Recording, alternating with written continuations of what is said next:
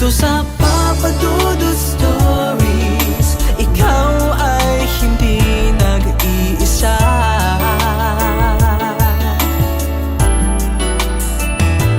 Dito sa Papa Dudut Stories, may nagmamahal sa'yo.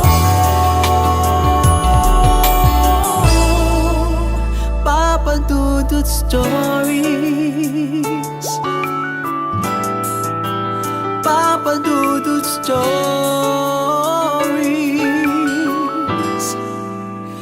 Papa Dudut Stories.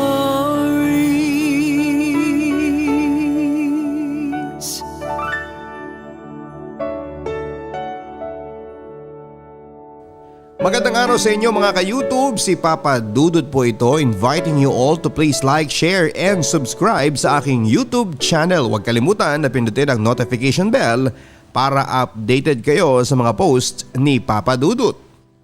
Ngayong araw sa Papa Dudut Stories exclusive on YouTube.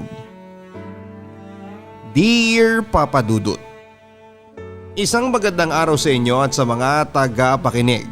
Naway nasa maayos at ligtas po tayong lahat sa pagsubok na ating dinadanas ngayong panahon ng pandemya. Papa Dudut, naniniwala po ba kayo sa kasabihang if God remove something in your life, don't feel bad because He's preparing for something better? Ako po kasi, opo, naniniwala po ako dito. Tawagin niyo na lamang po ako sa pangalang Sen. Ako po ay 28 years old at only child po ako. Lumaki sa probinsya ng Negros at masasabi ko na hindi po ako kagandahan. Sakto lang po pero bawing-bawi po ako sa ugali. 5'3" ang height, fair complexion at katamtaman lang ang pangangatawan. Ako po ay lumaki na mama ko lang ang kasama ko at ang kapatid niya. Opo. Never ko pong nakita o nakilala ang papa ko. Never po akong nagtanong tungkol sa papa ko kasi ayoko po na mabigyan ng sama ng loob ang mama ko. Ang sabi ng mama ko dati, may gusto raw umampun sa akin na isang doktor noong baby pa ako. Pero hindi daw sila pumayag. Ang sabi ni Lola, hindi daw ako tuta na ipinamimigay lang. Mahal na mahal ko po ang pamilya ko. Lumaki po akong spoiled sa kanila lalo na nang nabubuhay pa ang lola ko. Hindi po ako obligado na gumawa ng gawain sa loob ng bahay. In short, kahit paghuhugas ng pinggan ay hindi po sa akin ipinagagawa. Ganun po ako ka-spoiled sa kanila. Papa Dudut, mahirap po kami. Naalala ko pa dati nung elementary ako, minsan na lang akong nabibilhan ng mga school supplies. Lalo na sa notebook. Ginagawa ng mama ko ay kinukuha niya ang mga natitirang pages na hindi ko pa nasusulatan at pinagsasama-sama niya yon para maging isang notebook at tatahiin niya ng yarn. Papa Dudut, lalo pong humirap yung buhay namin nang namatay ang lola ko. Ang mama ko po ay nagtatrabaho sa tubuhan at pag off season po ay wala pong trabaho sa kanya. Ang ginagawa po niya ay dumidiskarte sa baryo namin. Nagtitinda ang mama ko ng kakanin at nilalako po niya yon. Alam ko po kung gaano kahirap ang sakripisyo ng mama ko para mabigyan lamang ako ng magandang buhay. Isang araw nang nasa school ako, sobrang lakas ng ulan noon. Tinawag ako ng teacher ko, nasa labas daw yung mama ko, Papa Dudut. Dinalhan niya po ng pagkain at tinitinda niya. Sobrang naawa po ako sa kanya nang makita kong basang-basa siya ng ulan. Simula noon ay pinangako ko na sa sarili ko na susuklian ko ang lahat ng sakripisyo at paghihirap niya para lamang mabigyan niya ako ng magandang buhay. At sa kadahilanan na gusto kong makahanap ng ekstrang pera, minsan kinukuha ako ng mga teacher kong tagahugas ng mga pinggan kapag may okasyon sa kanila. Papa Dudut, lagi po akong napapasama sa top 10 ng class namin hanggang nag-high school po ako. Dumoble po ang paghihirap ng mama ko noong nag-high school na ako dahil hirap po siyang itaguyod ako sa pag-aaral. High school life ay sobrang saya. Nauso na rito ang cellphone, yung tipong yung may ka-textmate ka sa school at may ka-eyeball pa kayo. Gustong gusto ko rin magka-cellphone dati. Kasi nga naiinggit ako sa mga kaklase ko, pero sabi ng mama ko kapag daw graduate na ako ng high school ay bibigyan niya ako. Naaalala ko pa dati noong may ka-textmate ako ay pinapahiram ako ng kaibigan ko ng cellphone niya. Basta ako lang yun naglo-load. Usong-uso pa noon yung unlimited text at call noon. Oo nga pala Papa Dudut, yung kaibigan kong yun din ang best friend ko since siya yung mapera sa amin ay lagi niya ako nililibre. Or pag may gusto siyang puntahan or mag-overnight ako lagi ang kasama niya. Package deal po kami kasi hindi rin po siya pinapayagan ng lola niya kapag hindi naman ako kasama. Sobrang tiwala po ng pamilya niya sa akin na halos sabay po kaming lumaki. Doon din po ako kumakain minsan at natutulog sa kanila. Kaya sobrang close po namin. Sa high school life ko po ay never po ako nagka-boyfriend. Yun po kasi ang sabi ng mama ko at sinunod ko po yun. Few weeks before ng graduation ko ay binigyan po ako ng mama ko ng cellphone. Second hand po yun na binili niya sa kapitbahay namin. Sobrang tuwang-tuwa po ako noon. Papadudod sa cellphone po ako nagkaroon ng unang boyfriend. Pero hindi ko po nakikita. Hindi po kasi ako nakikipag-meet. O kapag nakikipagkita po ako ay hindi ko naman po sasagutin. Natatakot po kasi ako magkaroon ng totoong boyfriend. May nanligaw din po sa akin sa baryo namin pero hindi ko po sinagot kasi mabisyo din siya. Nauso na rin po noon ang Friendster at marami po ang nagchat-chat sa akin na foreigner. Makalipas ang ilang buwan after ng graduation ko po ng high school ay kinuha po ako ng isa sa mga tiyahin ko para magbantay ng anak niya. Naging yaya po ako ng pinsan ko. 1 taon lang po ang tinagal ko sa kanila kasi kinalaunan ay hindi na po ako binigyan ng sahod ng tita ko. Kaya bumalik na lang po ako sa probinsya namin. Papadudot nang nasa Maynila po ako, may mga nanligaw din po sa akin. Pero katulad po ng dati ay hindi ko po sinagot. May mga naging bagong kaibigan din po ako at sobrang iba po yung ginagawa nila ng mga kaibigan ko sa Maynila kesa taga-probinsya. Merong iba't ibang lalaki ang naging boyfriend nila. Kahit na kakikilala lang nila sa bar, sumasama at nakikipagtalik sila kaagad. Yung nakikipag one night stand sila kapag gusto nila yung lalaki. Meron ding may pineperahan lang na matanda. Sa akin ay sobrang kakaiba na yon, Papa Dudut. Lumaki po kasi ako na sobrang konserbatibo ang pamilya at sobrang sheltered po yung paligid ko ng pamilya ko.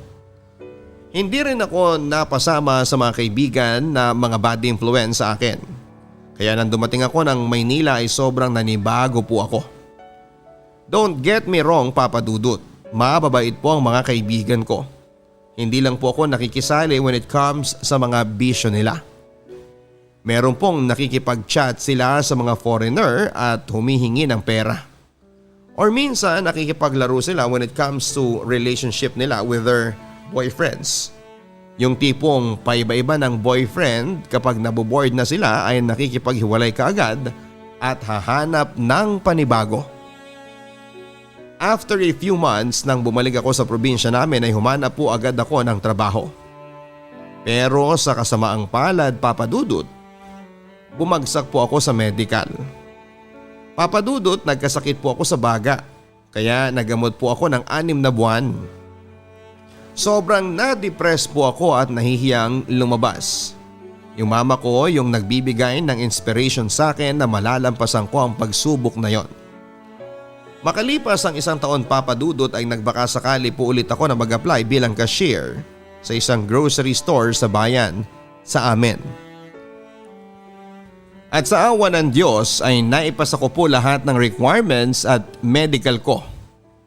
Pero 6 months contract lamang po yun at pagkatapos ng 6 na buwan ay nag-apply uli ako bilang isang crew sa isang fast food chain at natanggap pong muli ako.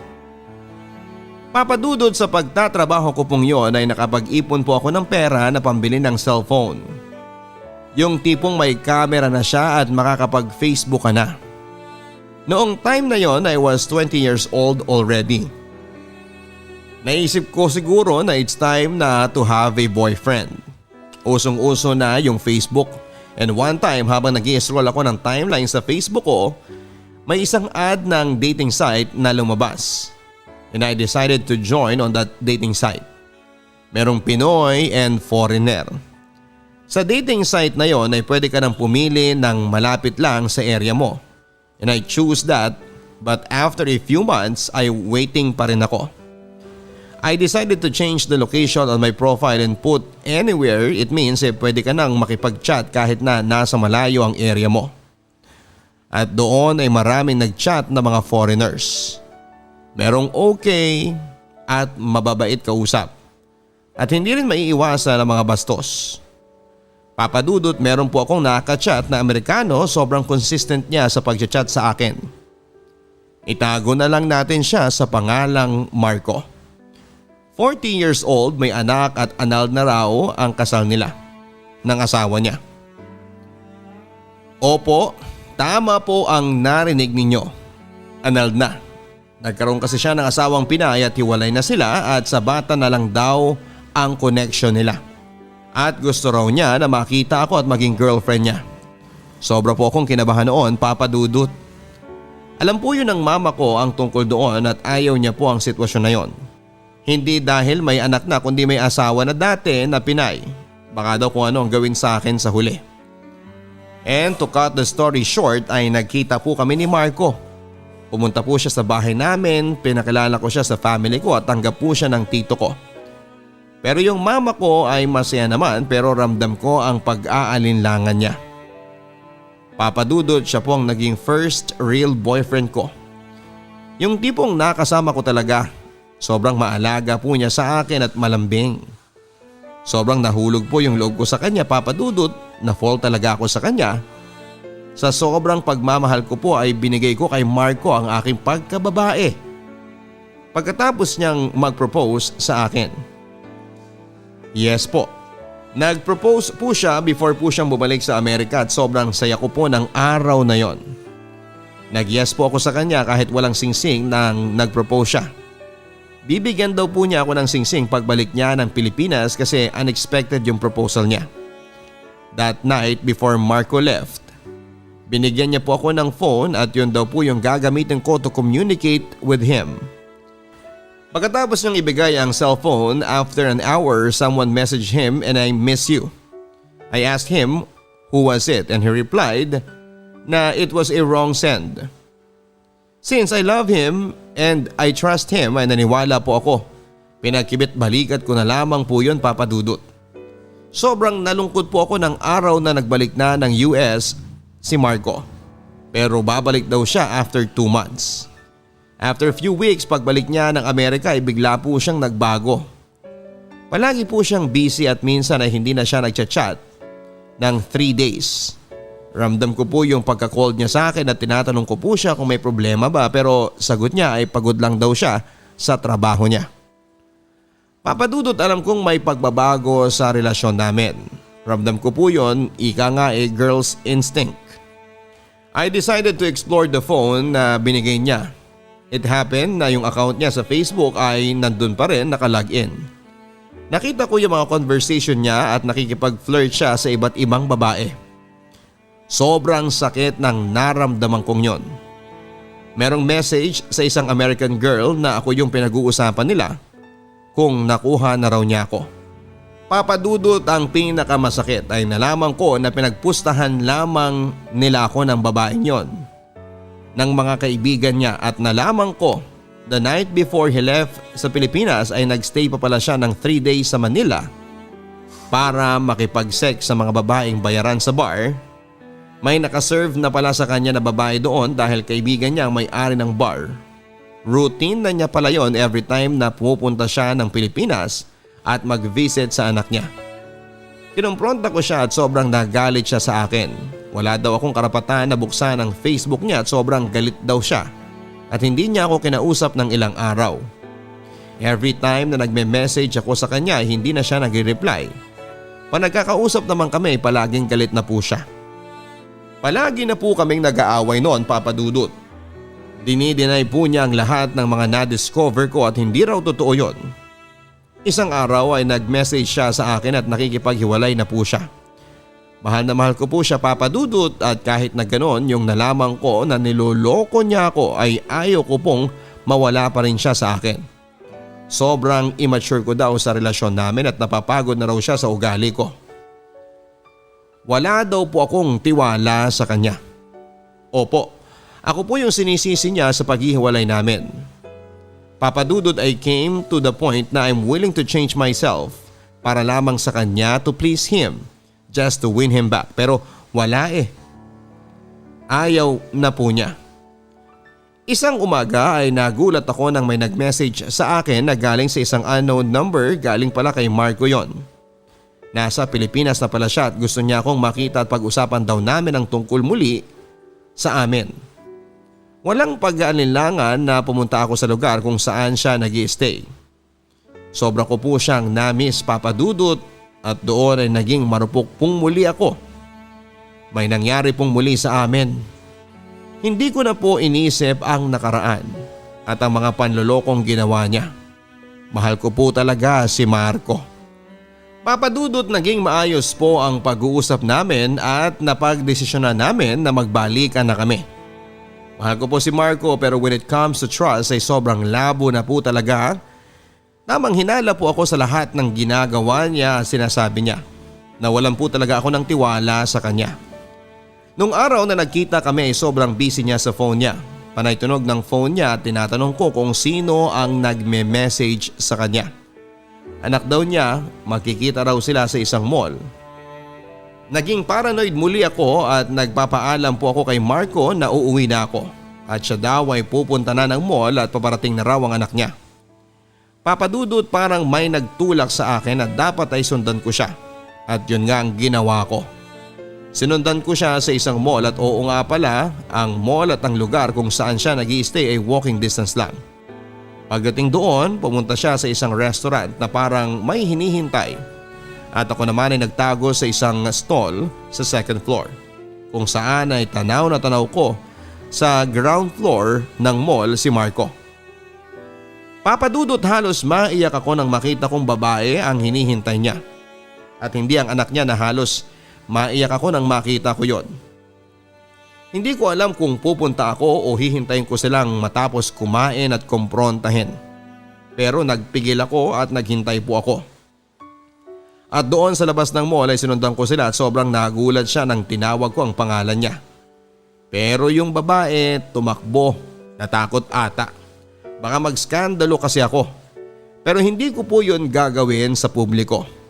Halos wala po akong nasabi noong nagharap kami at tumulo na lamang ang mga luha ko. At nasambit ko ang katagang "You're a liar." Pathological liar. At tumakbo na po ako. Hinabol niya po ako pero nagtago po ako sa madilim na lugar. Ayaw ko na talaga siyang makita at sobrang pagod na ako sa kakaasa na magbabago siya. Tinawagan niya po ako sa phone para pabalikin at mag-usap daw po kami pero hindi ko na sinasagot yon. Alam ko kasi sa sarili ko na tama na. Tama na ang pagpapakatanga sa taong walang pag-asang magbago. Tinanong ko ang sarili ko kung minahal niya ba talaga ako. O ako lang talaga ang nagmahal sa kanya. Nasa terminal na ako ng bus pa uwi nang maisipan kong umupo kahit saglit. Mag-alas 11 na at panay tawag na ni mama sa akin kung saan na raw ba ako. Pero wala na akong pakialam sa oras na yon. Ang gusto ko lang ay kaunting oras para maging kalmado at nag-type ako ng message sa kanya na tapos na kami. Huwag na niya akong kausapin kahit kailan. Ang dami ko nasabing masasamang salita sa kanya. Na-deserve naman niya.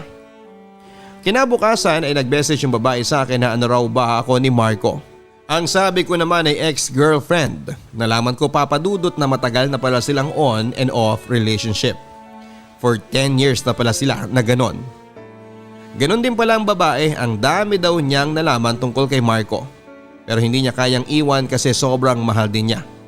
Marami din siyang nalaman na babae noon ni Marco at may anak din siya sa iba't ibang babae. Nalaman ko din na hindi pala siya pwedeng makapagpakasal sa Pilipinas kasi kasal pa rin siya sa sinasabi niyang ex-wife sa Amerika. Sadyang magaling lang talaga siyang magsinungaling. Pinili ko na lang na makapag-move on at kalimutan siya. After 8 months of being single, I tried to open my dating site again. Para i-log out ko yung account ko at i-delete na yung dating app. Pero bago ko kalimutan ang dating app na yon ay chinek ko ang inbox ko, Papa Dudut. May nag-message sa akin. Itago na lang natin sa pangalang Rui. Si Rui ay 42 years old. Divorced at may anak. Nag-reply agad ako sa kanya, dinilit ko na ang account ko na ito at gusto ko nang makapag-usap sa messenger. Sa messenger na lang tayo mag-usap. Masayang kausap si Rui at hindi bastos. Gusto raw niya ako, sabi ko ay ang dami nagsabi ng ganyan sa akin. Hindi ako naniniwala pero makulit siya. Iba daw siya sa ibang lalaki at hindi raw niya ako sasaktan. Sa isip ko, another manloloko na naman. Isa lang talaga ang pinagsasabi nila. Araw-araw po kami nag-uusap ni Rui simula ng pagising niya hanggang sa pagtulog niya. Yun ang routine namin everyday, Papa Dudut. Ibang-iba nga siya kay Marco, naglalaan talaga siya ng oras para sa akin at sa araw-araw na yon ay nagkapalagayan kami ng loob. Masasabi ko na na-in love na naman po ako, Papa Dudut, sa taong nakakausap ko lang sa cellphone. Isang umaga, he told me na he booked a flight to see me. I was shocked that time. Sanagot ko na pala siya noon. Natakot po uli ako na baka mangyayari po ulit ang tulad ng dati. Ang daming tanong ang naglalaro sa isipan ko kung totoo ba ito. Pero sabi ko ay bahala na. And to make the story short ay sinundo ko po siya sa airport kasama ang mama ko. Sobra po siyang nagustuhan ng mama ko kasi mabait siya, magalang po siya sa pamilya ko. At this time ay sumama na po ako sa kanya sa tinutuluyan niyang hotel. Yes po, pinayagan po ako ng mama ko na sumama sa kanya, hindi tulad ng dati na ayaw ng mama ko. Mother's instinct siguro. Papa Dudut, mahal na mahal niya po ako at mahal na mahal ko po siya. Inilagaan niya po ako ng sobra. Ayaw niya na nakikita ako nahihirapan o umiiyak. Papa Dudut, first time we met ay nag-propose na siya sa akin na may ring na. Plano niya na palang mag-propose before siyang pumunta ng Pilipinas. Napapaiyak ako sa tuwa at hindi ko po alam kung ano ang aking nararamdaman sa sobrang tuwa. Nagstay siya ng 5 araw sa Pilipinas at bumalik kaagad sa Amerika. Sobra po akong paiyak nang paalis na po siya. Kasi natatakot po ako na mangyari ulit ang dati. Natatakot po ako, Papa Dudut, na magloko siya pag hindi ako kasama. Pero sabi niya ay babalik daw siya sa susunod na buwan para sa akin. Sa awa naman ng Diyos, Papa Dudut, ay bumalik nga siya pagkatapos ng 1 buwan para sa process ng aming kasal. Sobrang exhausted na process pala kapag foreigner ang pakakasalan. May mga requirement na kukunin sa embassy nila. Pag pumupunta siya ng Pilipinas, 5 days lang yung stay niya dito at bumabalik siya kaagad sa US. Finally, natapos po namin ang lahat ng requirements na kailangan namin sa aming kasal. Umuwi muli siya ng US at pagbalik niya ay ikakasal na kami. Buwan ng July, sa 2nd balik niya po ng Pilipinas ay kinasal kami sa Huwes. Sobra ko pong saya, Papa Dudut, at kinasal po ako sa taong talagang nagmamahal sa akin ng tunay ng walang kahati. Araw-araw ni Ruing pinaparamdam sa akin kung gaano niya po ako kamahal, Papa Dudut. Mapagkumbaba sa lahat ng bagay, ayaw niya na nag-aaway kami. At higit sa lahat ay nire-respeto niya po ako. Sa ngayon po ay habang sinusulat ko ang kwento ko, ay 4 years na po ako dito sa Amerika. May 2 na po kaming anak ni Rui, isang lalaki at babae po, at nakapag-aral po ako dito at nakakuha ng isang license at nakapagtrabaho po ako sa isang ospital dito sa Amerika. Totoo ngang pinapaiwas ka ni Lord sa mga taong hindi mo deserve minsan. Ang proseso ay hindi madali at masakit, pero mag-trust lang po tayo sa Kanya at ibibigay niya tayo sa tamang tao. Lubos na gumagalang, maraming salamat, Sen. Ang buhay ay mahiwaga, laging may lungkot at saya. Sa Papa Dudut Stories, laging may karamay ka.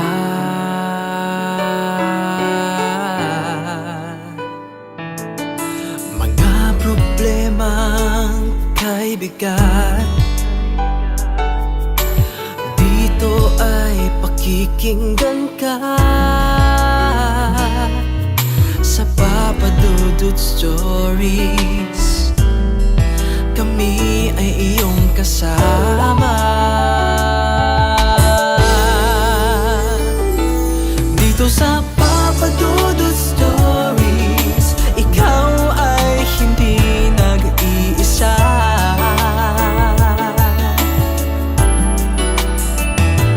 Dito sa Papa Dudut Stories, may nagmamahal sa'yo. Papa Dudut Stories, Papa Dudut Stories, Papa Dudut Stories.